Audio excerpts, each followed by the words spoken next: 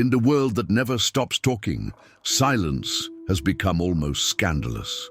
We live surrounded by words that fill every pause, every empty space, every chance of stillness that might expose what we truly feel.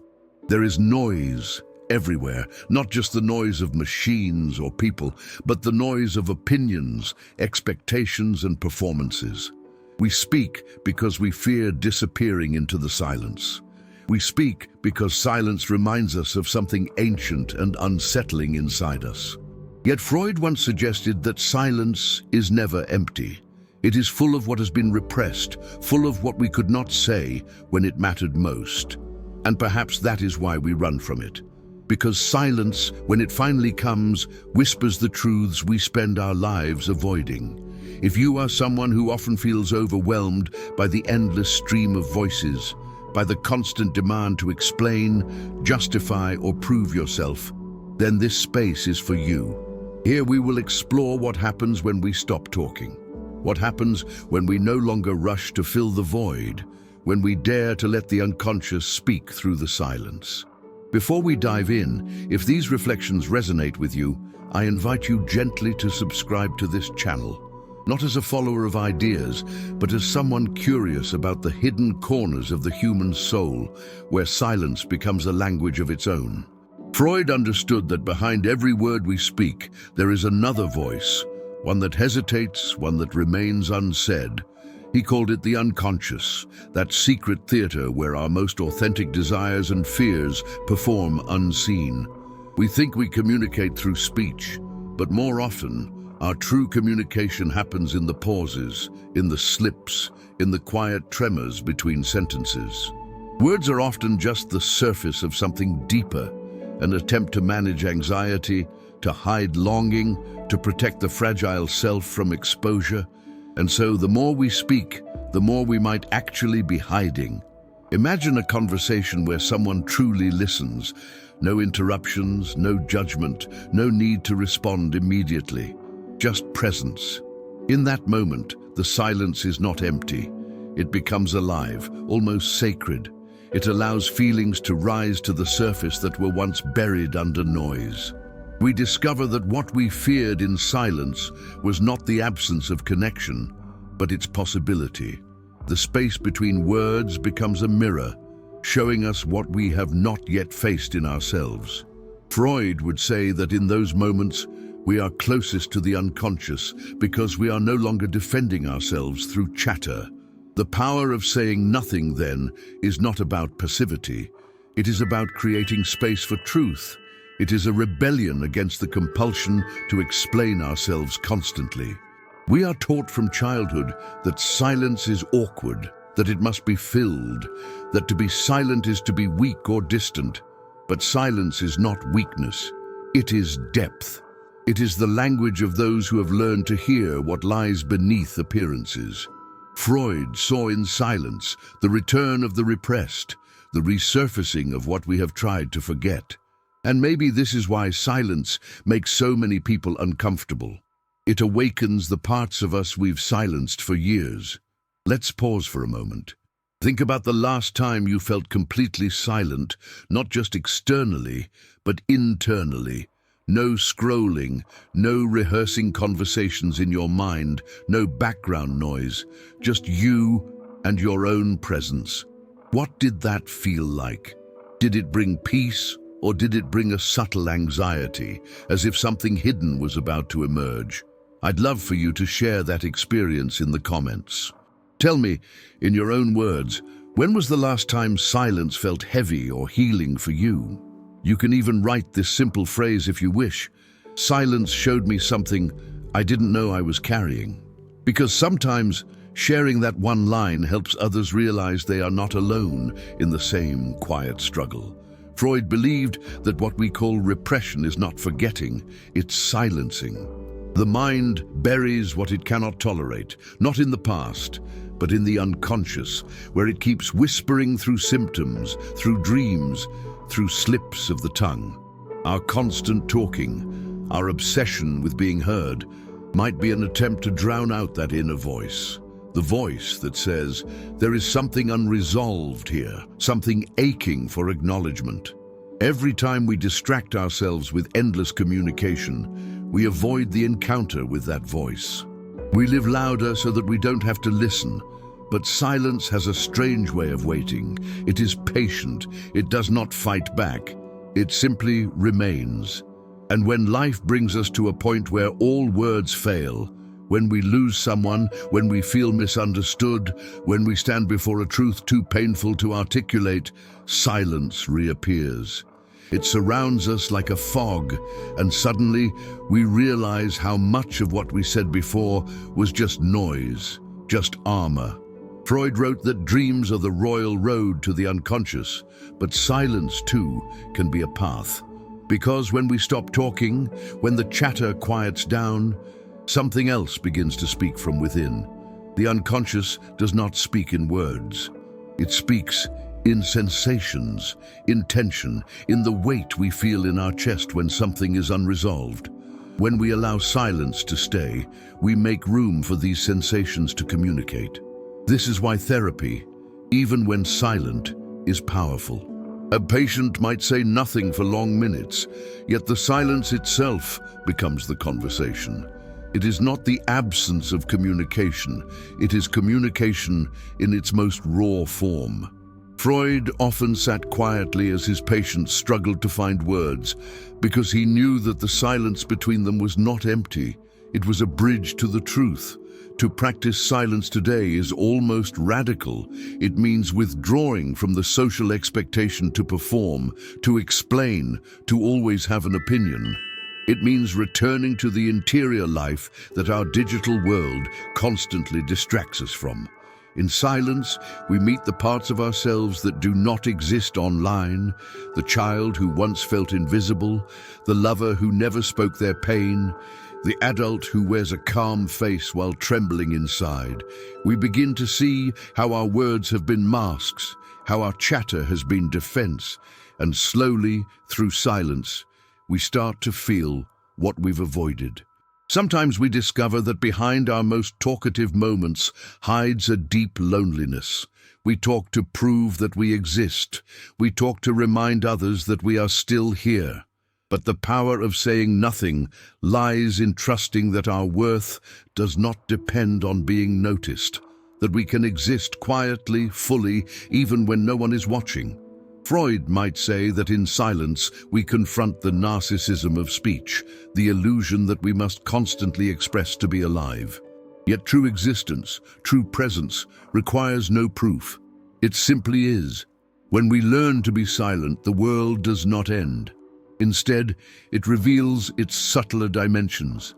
The sound of our breath, the pulse of life beneath the noise, the faint murmur of thoughts that we had ignored.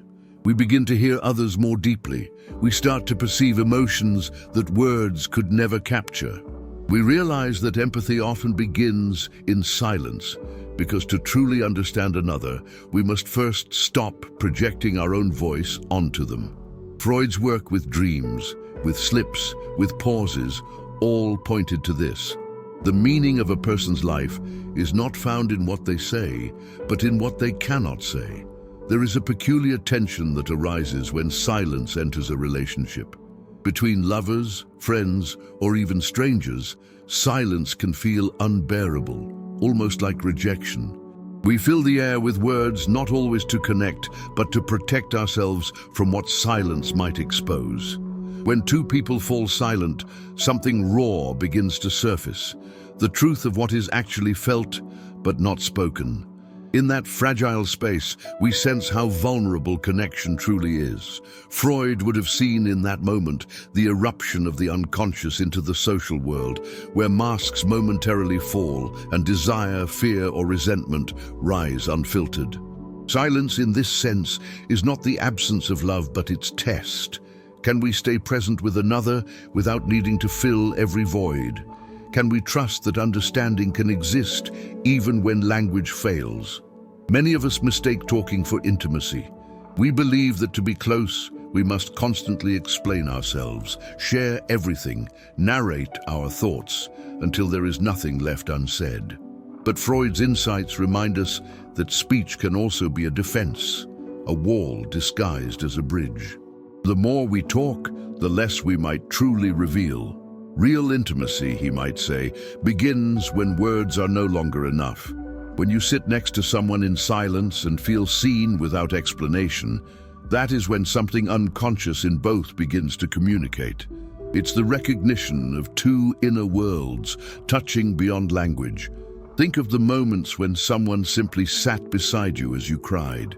No advice, no clever words, just presence.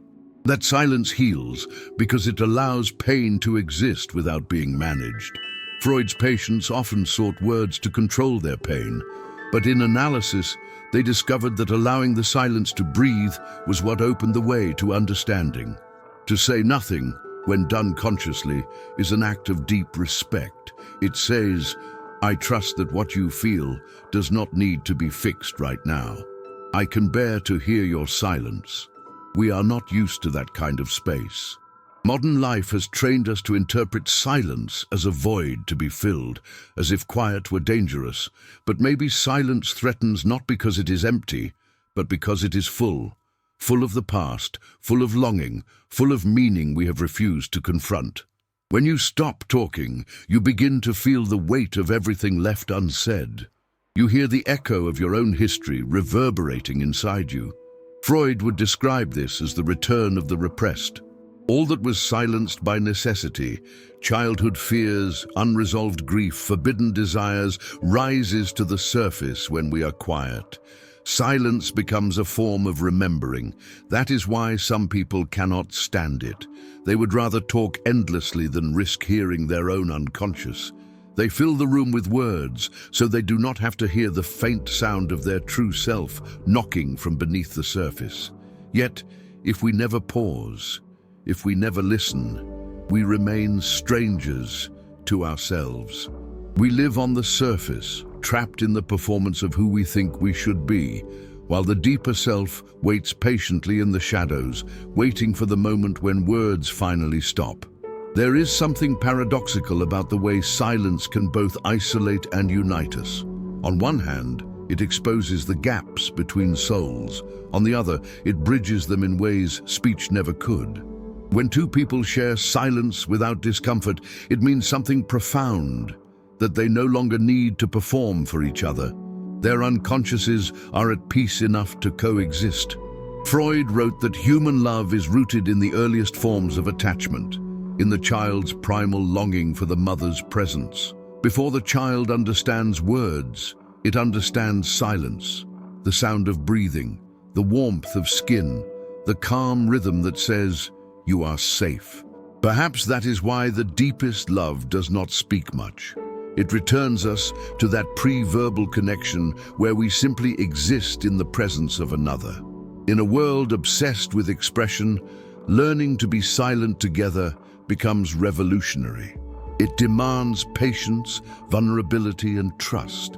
It invites the unconscious to speak through gestures, eyes, and pauses rather than words. When you sit with someone and allow the silence to expand, you might begin to sense the invisible communication that flows between you, the subtle shifts of emotion, the hidden grief, the quiet gratitude.